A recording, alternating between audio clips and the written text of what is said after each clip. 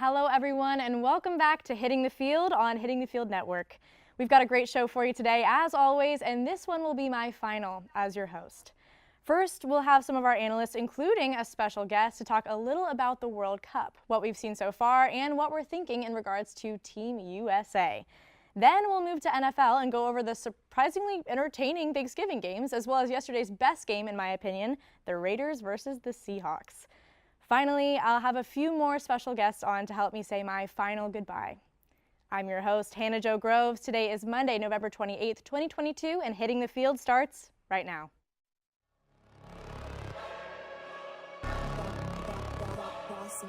Things gon' change when I really hit the field. Undefeated chance, man, you know what's the deal. Tryna find a kid, I'm in the field doing drills. Boy, you just a sucker, you ain't never keep it real. 3 rings in my hand, I'm a warrior to the max.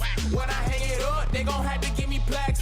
Step up in the building and I only bring the facts. When I make a highlight, they gon' replay, run it back, okay? Always locked in, now I don't got time to lax.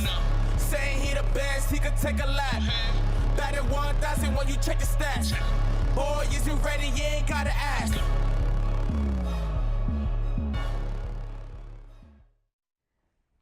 Welcome back, everyone. The World Cup has been rolling now for over a week, and it's been emotional already. Emotions including, but not limited to, disappointment, frustration, surprise, and of course, as always, great pride and happiness for some countries. To talk about what we've seen so far, I've got some very special guests. We've got our friend Ezra Hines, Vlog King Andrew Montana, and first-time analyst here, Kevin Reynolds. Kevin, I'll start with you. How are you feeling today? I'm feeling great, Hannah. I'm so privileged to be here. Very appreciative of the opportunity. Thank you. Yeah, you're welcome. Andrew, how are you feeling? I'm feeling great. Unfortunately, it's our last episode of the semester, but looking forward to whatever comes next. Ezra? I'm doing okay. Same thing. Besides the last episode, but I'm happy to make it a good one. I'm so glad to have you guys on, especially I've never talked World Cup or anything football, soccer, so I'm super excited. I want to start with some games that have stood out to us so far. Ezra, let's start with you. Yesterday's game, Spain versus Germany. Give me your overall thoughts first. All right, so it was mainly, Germany was more likely to score, but Spain had more of the ball, basically. So Musiala, Jamal Musiala in particular, his name is, he was unbelievable that game. The way he played, it was the only thing that Germany could create through because they don't have a striker, so it's kind of hard right now.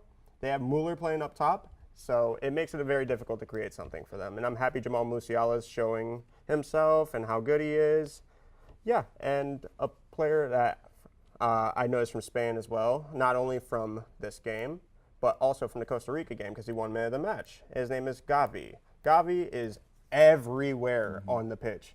Literally, he will be up top scoring goals for you. He'll be playing the final third pass. He'll be back on the back line defending. He is unbelievable.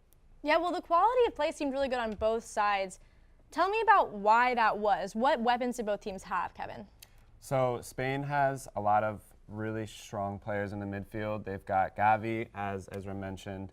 They've got Alvaro Morata, who has been a standout player somehow. He's been pretty average. Yeah, he's been pretty average with every club he's been on, but he came through with a really clutch goal off the bench during this game. And overall, Spain dominates the midfield almost every single game they play. So it's one of the most important parts of the game to win. So I think that they're going to be a force to reckon with moving forward. Definitely, yeah. Well, so I heard this name, Niklas Füllkrug. I hope I'm saying that correctly. What role did he play in Germany's energy, their morale, Andrew?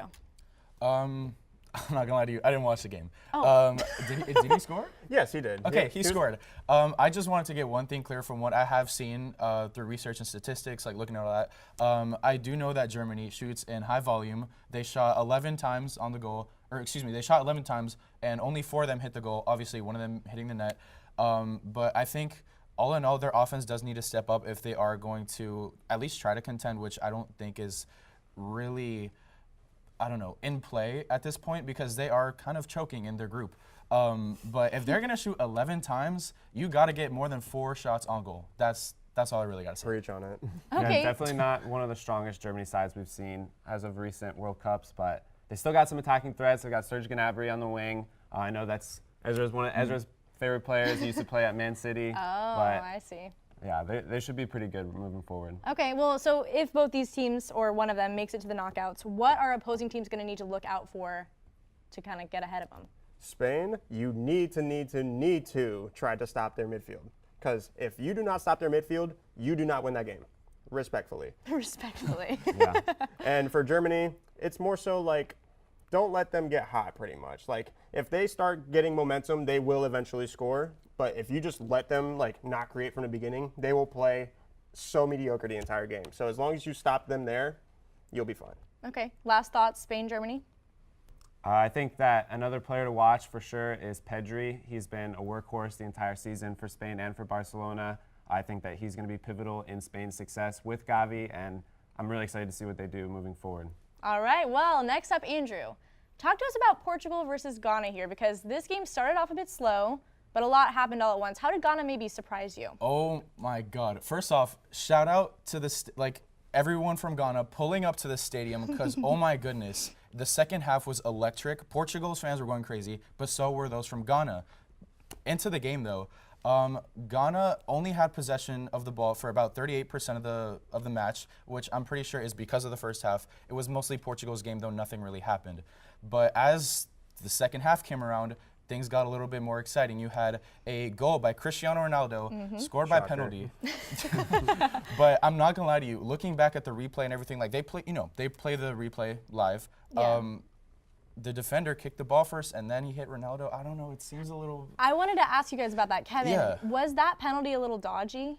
I think it was a very strategic penalty. Okay. I think people who know and understand how to anticipate those types of fouls in the box will go down with minimal contact. Even though there is minimal contact, it's strategic. You know, it's one of those sides of the game that's a little bit controversial in terms of people preferring that. But I know I have a friend that learned from Cristiano Ronaldo from doing this very thing. So I do think there is contact. I think that if you're on Ghana's side, you're not going to like the call. If you're on Portugal's side, you're going to think that it was justified. So it's definitely one of those controversial types of aspects of the game, And for sure. it might even be just like with Ronaldo's experience, you can learn to play off like defending tactics like that. Like you know, like James Harden in the NBA, just drawing fouls.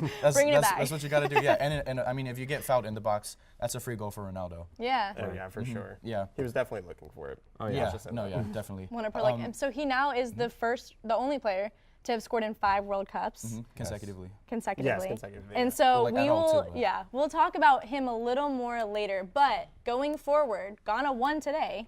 They did a very good comeback win against South Korea. They were down 2-0 and then came back and won 3-2. I can't even. Well, they came back in this game too because this Portugal-Ghana game happened on Thanksgiving. Thanksgiving. I have a Okay. funny story for you. I was like, okay, my parents and I were going to lunch in Disney Springs for Thanksgiving. Very fun, very fresh. So what I did was I watched Cristiano Ronaldo get his PK. I'm like, okay, great. This game isn't not a lot going on. I'm going to go upstairs and get ready. As soon as I went up the stairs, there's another goal scored. Oh my gosh, I can't believe I missed it. Go upstairs again, another. Every time I exited the room, someone There scored. was a span of like 10 minutes where Yeah. like 2 or 3 goals Yeah. were made. And then Yeah. even the first time Ghana scored a goal, what was his name? Ayew. Ayew. Yeah, Andre Ayew. He left, he got subbed out, and then as he was like hugging and embracing his teammates on Yeah, I on the saw bench, that. Portugal scores their second goal. Yeah, it was It was Super it was quick. a crazy Very span of funny. time. It was Yeah. a really good second Which half. is so funny because, there's 90 minutes to play and then all of a sudden everything happens. Everything just all at happens, once. yeah. Yeah. Soccer.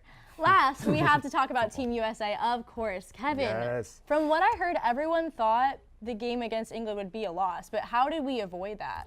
Yeah, and I'm one of those people. I was going in Wow. optimistic and hopeful, but also slightly pessimistic and realistic in that England has a much stronger team, player by player, than us. I think we had a lot of hope on our side, and we really won the midfield battle, which is what I feel helped us to get the result in getting a tie, which is a really important result moving forward.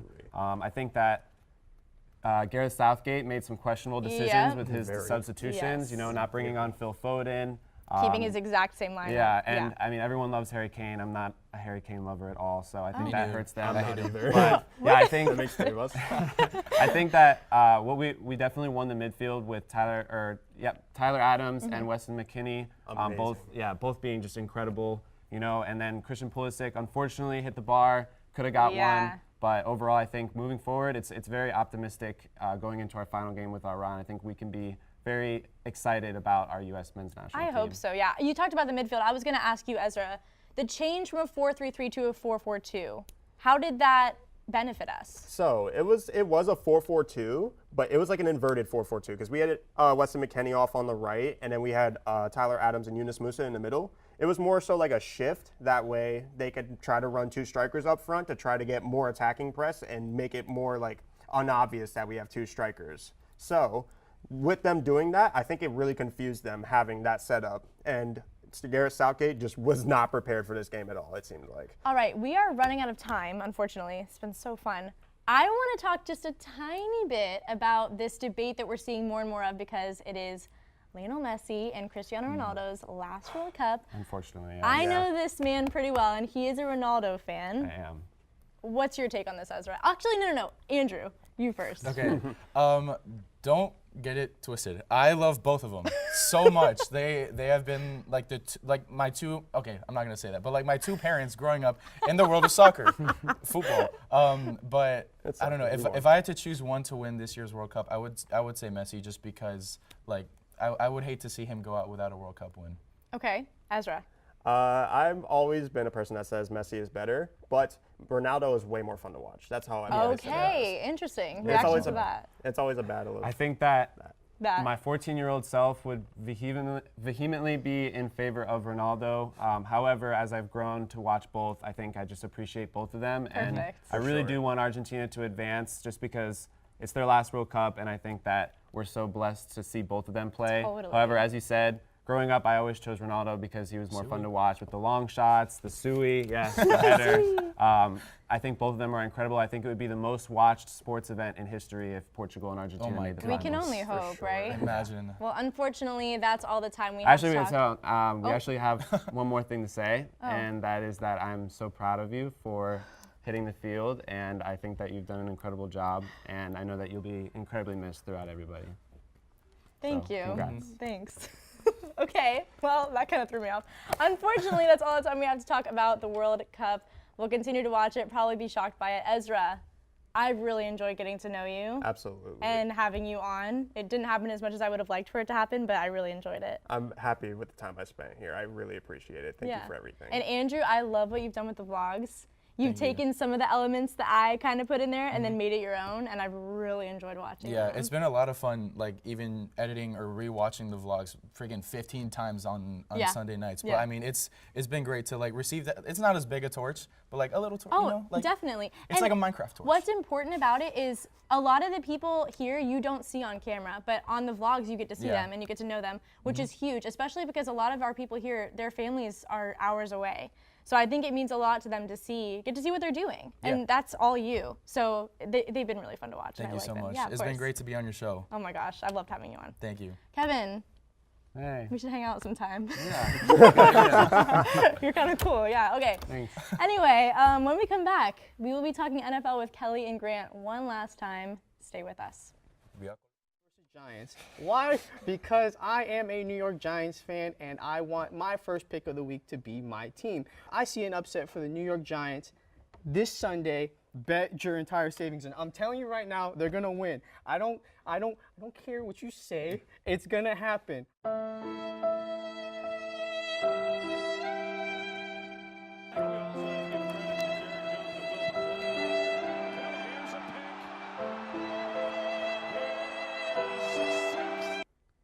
I have to go with the Raiders, I think, for this one. I don't see them losing.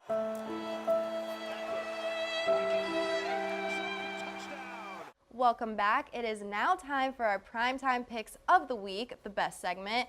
I'm currently doing awful, standing at 16-10, Oklahoma State and Texas.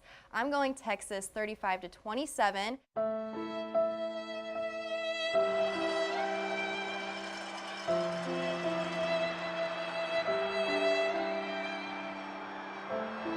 All right, Jeff, don't tell me your winner, but who is going to the Super Bowl? The New England Patriots Oh my gosh. Oh my God. and the Tampa Bay Buccaneers. God. The Oh NFL my is gonna God. the NFL is gonna make it happen.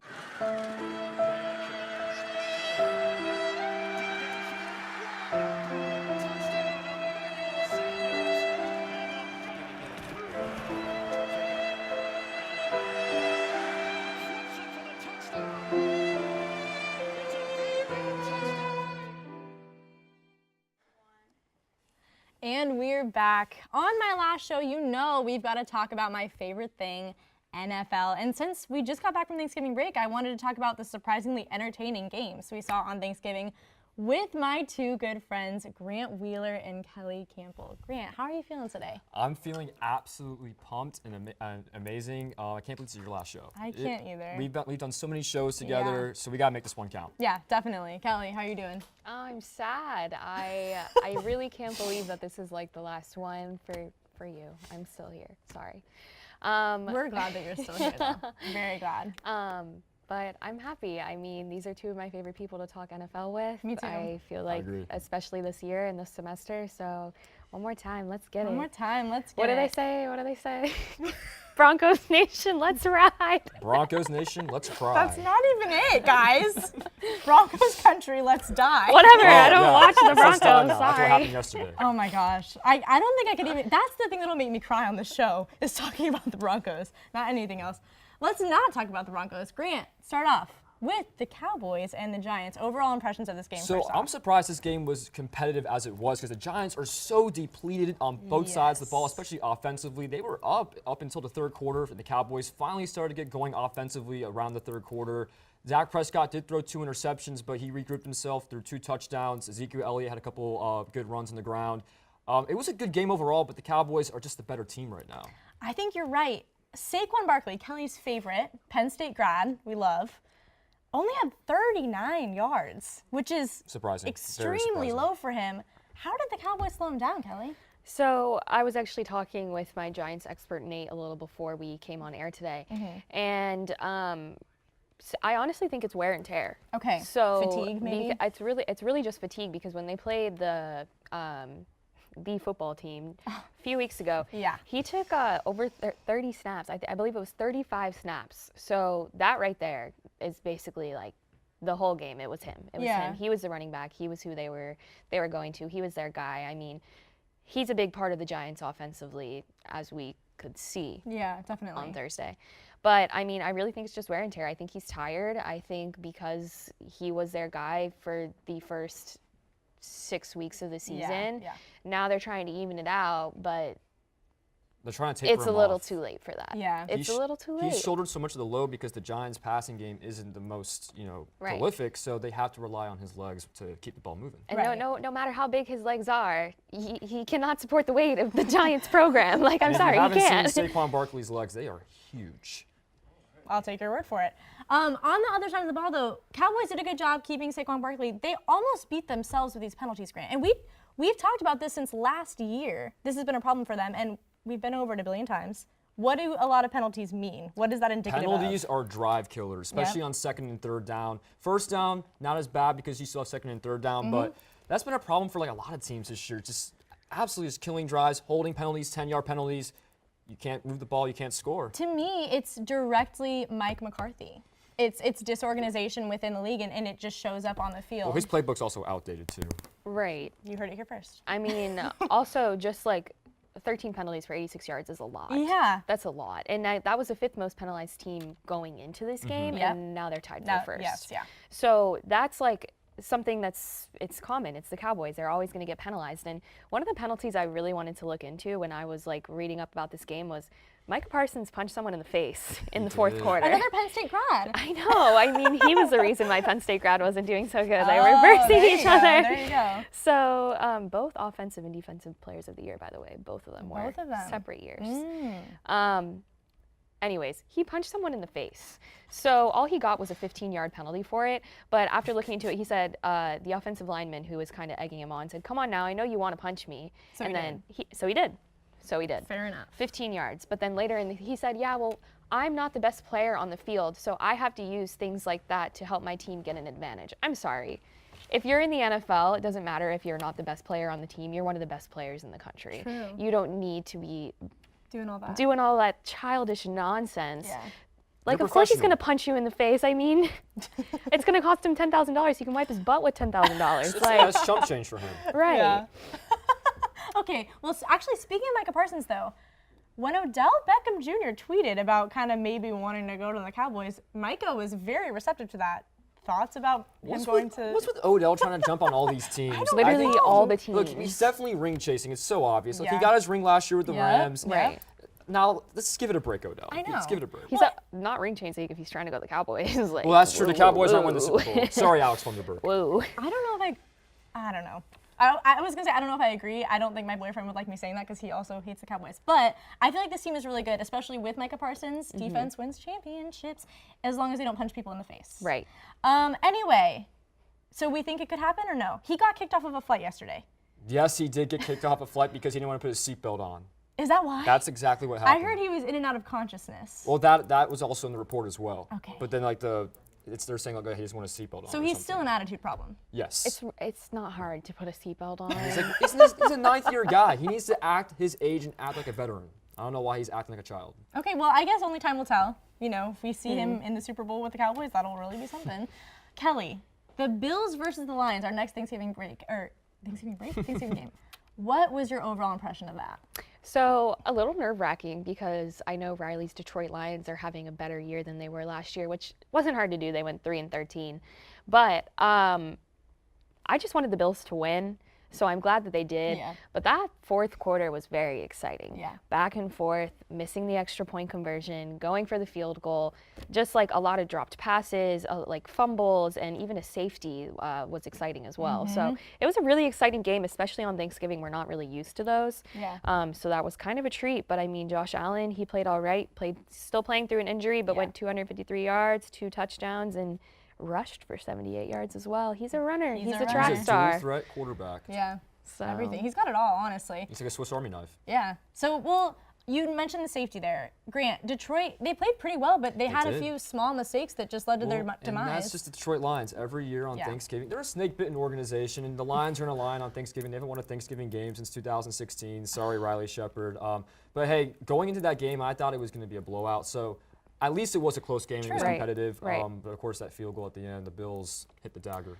Yeah. Well, a bright spot was rookie defensive end James Houston, and he really got in the game from his first play recovering a fumble. Grant, where has he been?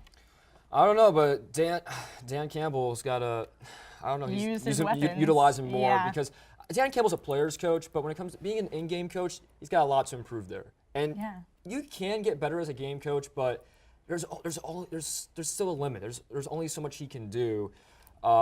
But the Lions are in a good spot right now. They started off like 1-5, I believe, and they're 4-6. So technically, right now they're still in the playoff hunt. So he's keeping them competitive. Right. I was going to ask you if people should kind of start to look at this team a little more seriously. I feel like that game said maybe. Well, I think right now they're better than the Packers and the Bears. So, definitely better than the Packers. And since the NFC is so weak this year, they could play for Make a it wild card spot. They really could. Right. Another guy I wanted to talk about too was Amon St. Brown. So this is a receiver I haven't seen a ton of, but he had a really great game on Thursday. He had 9 receiving yards for 122 yards and 1 touchdown. And I, to be honest with you, had no idea who this guy was before this game. So like looking and seeing him get all these yards and all these stats, it was really cool. I mean, success for the Lions, success for Jared Goff. So I think it is something that we could potentially, because the division they're playing in is so weak, they could just sneak in there and give Riley Shepard the happiest playoff season of his life. Yeah, I would for like a week or two. They will disappoint ultimately, but Right. And it would be But their at least first they would playoff appearance get in 6 there. years if they do make it. Right. I would love to see them do well. Well, let's go to what was probably the game of the day yesterday, as everyone who played Josh Jacobs mourns today. I played against Josh Jacobs, I should say. Let's get into it. After an interception by Quandre Diggs, Kenneth Walker rushed for 12 yards and the first touchdown of the game to get the Seahawks on the board. But not too soon after that, the Raiders had a long 11-play drive that ended with Amir Abdullah catching an 18-yard beautiful pass to tie it up.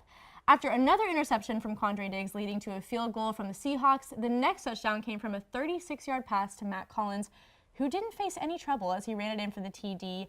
Then an interception on the other side led to another TD from the Raiders. This time it was the man himself, Josh Jacobs, running for 30 yards into the end zone, which seems like a lot, but just wait.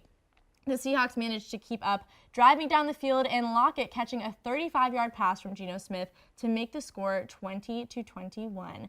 After a Raiders field goal and halftime, the Seahawks took back the lead when Kenneth Walker again fought tooth and nail through the entire Raiders defense for 14 yards and a touchdown. A bit later, The Seahawks extended their lead when Travis Homer caught an 18-yard pass, and it started to seem like the Raiders' defense couldn't stop the Seahawks. But the Raiders weren't done. After a 10-play drive, Foster Moreau caught a 5-yard pass to tie up the score at 34, which, by the way, he knocked over a guy on the sideline and didn't really seem to care, like, at all. I don't really like that. This is when we went into overtime. When the Raiders missed a field goal, some thought it was over, but after the Seahawks had to punt, guess who? Josh Jacobs for 86 yards. You heard that right, 86, the touchdown and the win. So, Grant, where has Josh Jacobs been? I've always been a big fan of Josh Jacobs. So that 86-yard touchdown run yesterday, he was like a man possessed. I mean, he was such a savage. He was totally locked in. Didn't care about anyone in the stadium, heckling or anyone. No. He was not distracted by anything. He was a man on a mission yesterday. 249 total yards. Yeah. I mean, he carried that Raider offense and that kept a lot off Derek Carr. Yeah, and 48-some fantasy points, I think it was. So if anyone you who had him fantasy, won. Yeah, they won in fantasy this week, thanks just with him alone. Yeah, definitely. So Seattle was 3 of 9 on third down. How do they fix their conversion rate? Well, yesterday they turned the ball over like 3 times, or twice. I think Geno Smith fumbled it in a key possession, threw an interception, but they got to get the passing game more consistent. Because, I mean, their run game's okay, but the Seahawks, their offense overall has been consistent this year, but the Raiders did a great job down the stretch of applying pressure on Geno Smith and stacking the box in their front 7.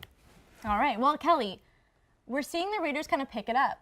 They're now on a 2-game winning streak. Not that that means anything against the Broncos, Right. but what improvements have we seen from them over the past couple weeks? Honestly, I think exactly what Grant was saying. I mean, I think really they are studying their opponent a little bit better and just kind of playing with their strengths against their weaknesses.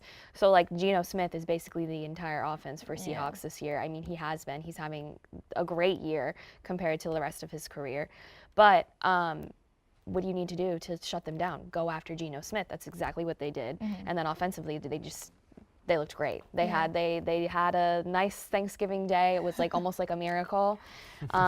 But the Raiders were kind of playing more successful this season. Well, I think they're a more desperate team. They're playing with a lot of desperation right now because if the Raiders want any chance of making the playoffs, they have to win out. Yeah, well, what do they have to do against the Chargers? That's who they've got next. They got to get pressure on Justin Herbert because back in week 1, he was carving that Raider defense up. So they want any chance against the Chargers. They have to apply pressure on Herbert. And the Raiders offense has to keep up with the Charger offense, so they have to have it be basically the Raiders need to have it as a shootout if they want any chance. All right. Kelly, final thoughts on that? I think the same thing. They're going to have to do exactly what they did for the Seahawks game is find the weaknesses, use their strengths, overcome those weaknesses. It's going to have to be the same thing. Get to the quarterback and have your offense on fire, and success will come to you. All right. Well, unfortunately, that's all the time. No, it's not. Oh. Sorry. I had to do it too. I know Kevin did it first, but I just wanted to say a couple quick things. Me and Hannah have been here for together for a very long time. Some of the oldest members of the program. I don't want to age ourselves, but I am. Yeah. And Hannah Jo taught me pretty much everything I learned when I first got here. I didn't know how to do anything. I'm a business major, so I didn't learn any of this stuff. She taught me everything. I could call her at any hour. She would teach me how to do anything. She wouldn't make me feel stupid. And she is also the kindest, sweetest, most gem of an angel I have ever met. So like, if you have ever met just like a gumdrop in person, this is her. Like the sweetest girl covered in sugar. And I just want to say how lucky I am that you're my friend and how much you've helped me. And I can't thank you enough. And I really don't think how much like what you've poured into me, how much you understand that's going to do for me in my future. Oh my gosh. And I so look forward to being friends, and I cannot wait to see what you do and how successful you become, because I know if anyone is going to make it here, it is this woman. She deserves it more than anyone I have ever met. So I cannot wait to see how high she flies. I'm so excited and I'm like shaking because I'm probably the emotional, hardest worker right now. Seriously. Right. I love her so much, and I'm so excited for her, and I'm sorry I'm rambling and shaky, but I'm going to miss her, so. You guys have really thrown me off my groove. I had stuff to say to you guys. Okay, this is what I'm going to say. Grant, I've loved having you on almost every single one of my shows. You're a great guest, incredibly smart analyst. You know everything about everything, and I can throw anything at you. I've watched you get more and more comfortable on camera, though, and I've been with you for a lot of that. It's great to see you be an asset to this program. That's what you'll continue to be. And Kelly, Thank you. I have it written out because I need to get my thoughts straight. Thank you for also being an amazing guest and an amazing friend. You've been there for me when I needed you every single time. You also will continue to be a huge strength to this program. I'm so honored that I get to call you my friend on and off camera. You talked about how you could call me. Well, I've literally called you at 2 a.m. when I was in Fort Myers crying my eyes out at my internship. She was there for me. So I love both of you guys immensely. When we come back, I'll say goodbye, but I'll show you who you get to say hello to. We'll be right back. To HTF Hot Takes, I'm Johnny Jackson. We've got Emily Aaron to my right and Maluka Costa to my left. Hello and welcome to our segment of Hot Ones. I'm here with Noah Kemper and Grant Wheeler. Yep, I knew that. Grant Wheeler. Listen, I'm a Bulls fan, but I just can't ever argue against LeBron. I watched him my whole life. I've been going back and forth with this debate for a long time. It's got to be Michael Jordan. Whatever she wanted. I would wake up in a maid costume for Doja Cat. Brutal. Jeffrey Laux, no question. Richie, I would give it to Richie. It is not Richie. It is not Richie. No, it's Jeff. Richie's pronouns are he, they, because he cannot be him. What? Oh, where is that? I'm gonna have to also agree and say Jeff. He always is spiffy. It might be Cameron. Cameron's had some good fits. Out of the women, Norelli always dresses really, really cute. Oh, that went so awful. It's basketball. College football, I think, is the best sport to watch. If you don't like soccer, it's because you suck at it. I think college football is the best. Thanks for watching. Welcome back. Now, let me tell you about who you get to look forward to. After many amazing auditions and the talent of this program on display, leadership chose one person in particular to sit in this seat. That person is Dominic Moller. Though his auditions were brilliant, charming, and entertaining, it was his navigation through different challenges that I gave you that impressed me the most. He's a great fit, and he will bring so much to the show next semester. Dominic, I want to let you have the floor here. This is going to be your audience. You can talk to him. I want to say hello, HTF fam. My name is Dominic Moller. I'm from a small island. So yes, I'm an island boy from Marco Island, Florida. I just feel honored to follow in such great footsteps and have such like a role model like Hannah Jo. I came to this program this past year, and it's just amazing to see how much it's grown and what I'm going into.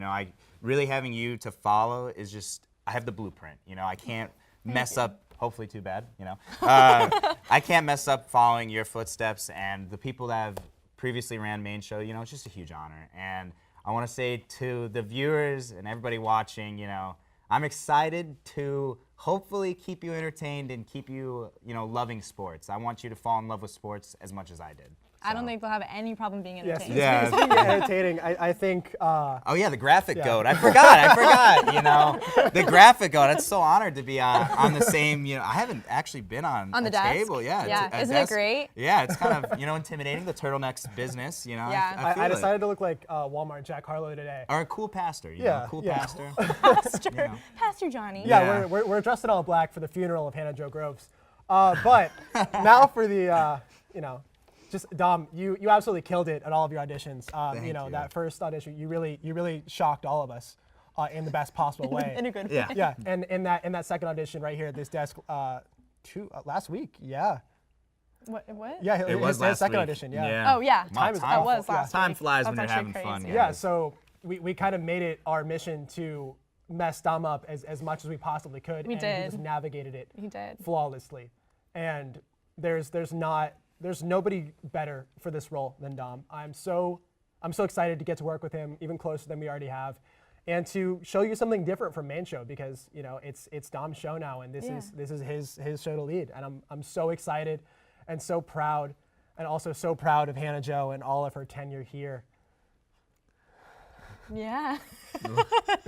And now, without further ado, we have a little video we want to show to Hannah Jo Groves before we come back with her final goodbyes. We're going to get into all of that and more. First, let me introduce my very special guest, my good friend, Hannah Jo Groves. Hannah, how are you doing today? I'm doing great. I'm really excited to talk football with you, learn your picks for the draft, and, discuss all that stuff. Well, I definitely am a Broncos expert because I've been a fan my entire life because my mom is from Colorado. My mom's whole side of the family is from Colorado. And I gotta say, I am one of those fans that's pretty much done with Drew Lock. I hate to say it, he's still young. Hello, hello, hello. My name is Hannah Jo, and today is the first day of school at UCF. Parking is crazy. I had to finesse a spot, kind of, but today is studio day 1 for our Hitting the Field team. Well, guys, that was it. That was training in the studio of week 1 of school. And honestly, I'm pretty impressed with everyone. Caleb Burge, as well as Sam Sullivan and Jeff Laux. We have a great show for you. Can't wait. Here's Girls on Deck. Yeah, it's 2 of the most entertaining quarterbacks in football from my perspective. I mean, of course, I told you last week that I was going to be torn about this one. Over break, Johnny and I held auditions to see who would take over this seat. And let me tell you, all 3 people who auditioned killed it.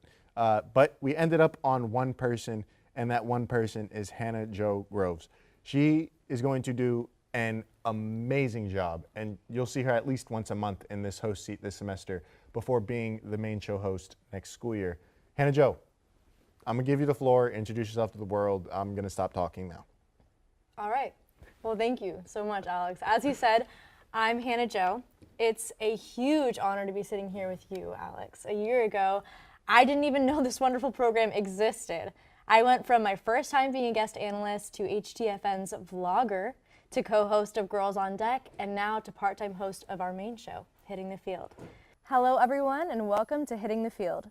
If you didn't meet me on last week's episode, my name is Hannah Jo Groves, and this is my first Hitting the Field show sitting in the host seat. I couldn't be more excited, especially because we've got a super great show for you today. I'm your host, Hannah Jo Groves. Today is Monday, January 24th, 2022, and Hitting the Field starts right now.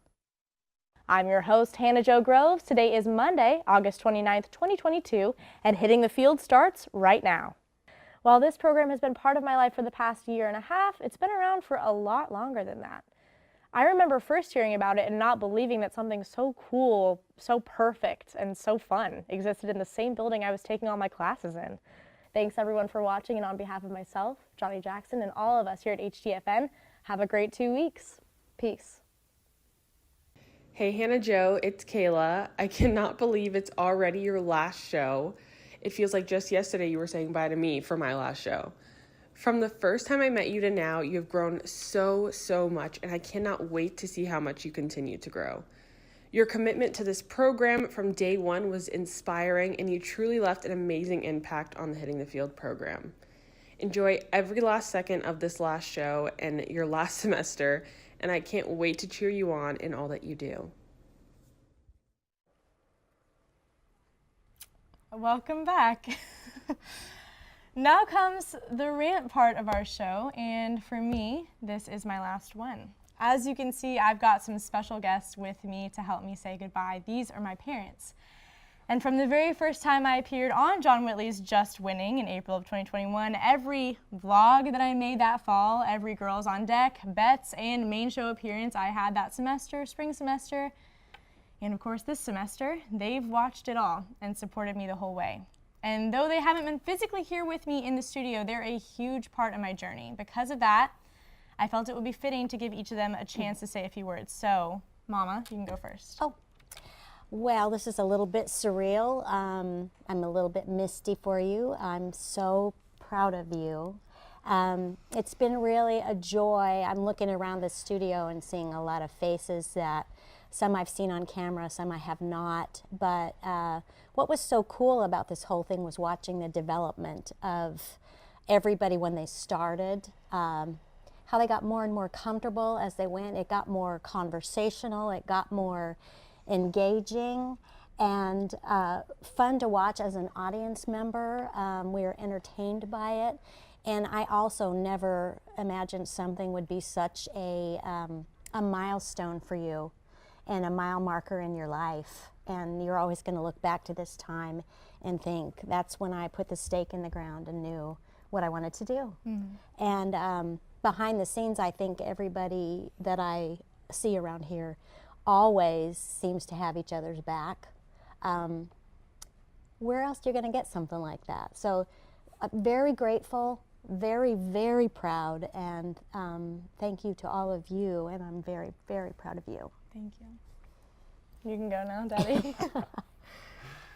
Well, it's an amazing program, and we've been so proud of you. You've taken the opportunity and grabbed onto it and driven it forward. But the team you had around here, I look around the studio here, and these guys, I know production, and this production is very, very transparent. A lot of that's due to Johnny Jackson back there. This thing's really well run, and it looks good on camera. Things flow smoothly, a lot more smoothly than some other. But I watched Johnny getting that evil grin on his face, trying to make it get misty about this. But we couldn't be more proud of you. You know, just and like your mom said, watching the growth of not only you, but the analysts you've had on, and even the production has gotten better and better month by month. So it's really something that UCF can be proud of, and we're certainly proud of you. Thank you. Well, thank you both. I had you scripted to leave the desk, but I'm going to have you stay here. So go ahead and scroll. Thank you so much. I came into the studio on a whim one day in the spring semester of 2021. I ran graphics with Taylor Anderson's help while she did social media. Jarrett Kappelman welcomed me in with open arms, and John Whitley asked me straight up if I wanted to be on air in 2 weeks. And I was so scared, and I did it anyway. I couldn't believe how much fun I had. I came back in the fall, and Johnny asked who would want to take the helm on the vlogs, and I raised my hand before I could even think.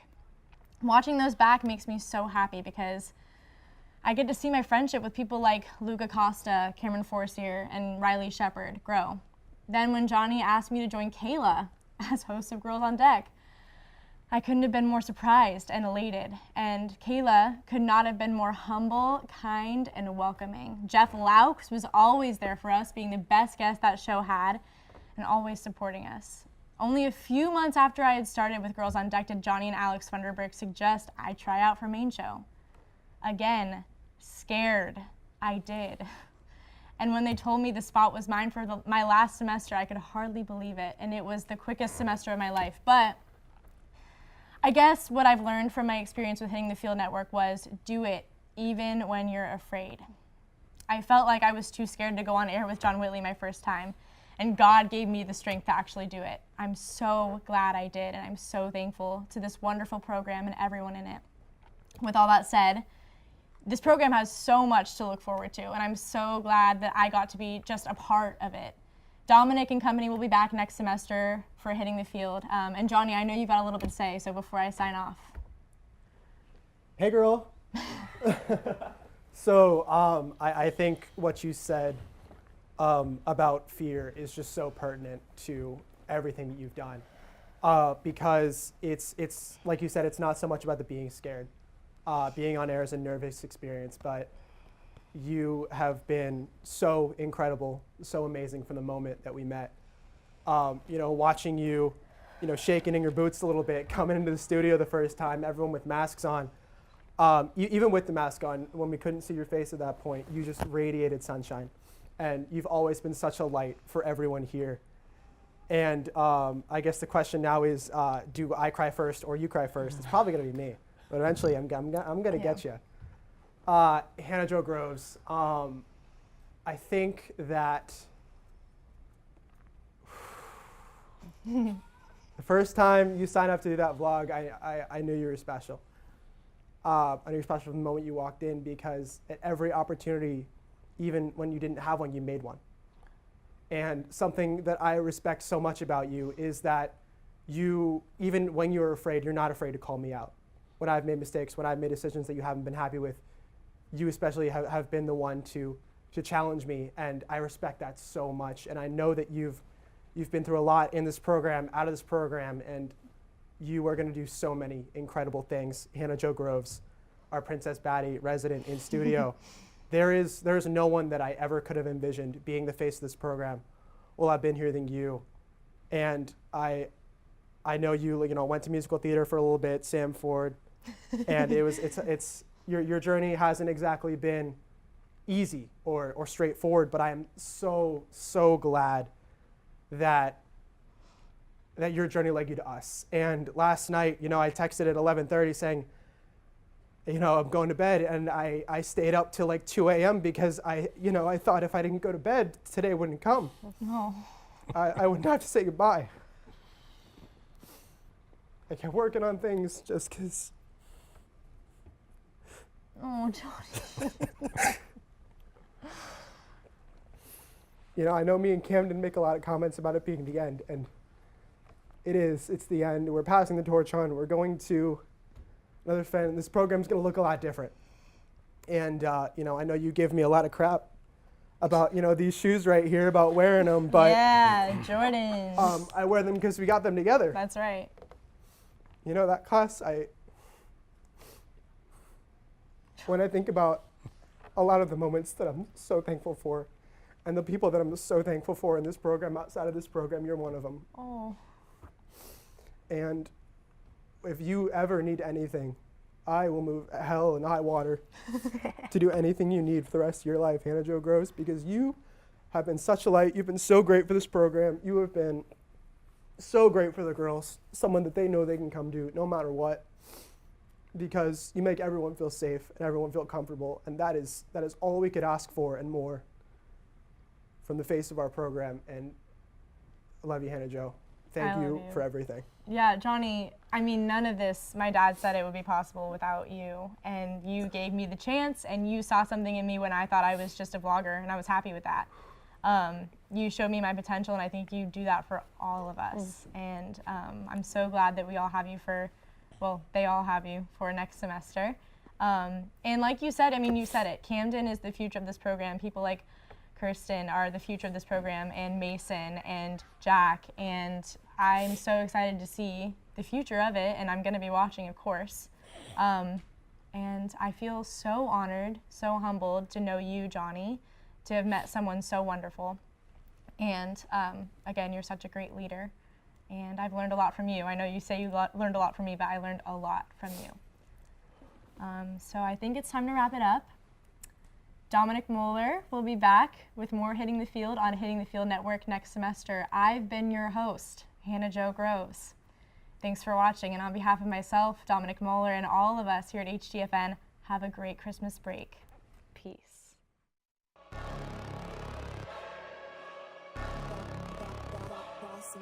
Things gon' change when I really hit the field. Undefeated champs, man, you know what's the deal. Tryna find a kid, I'm in the field doing drills. Boy, you just a sucker, you ain't never keep it real.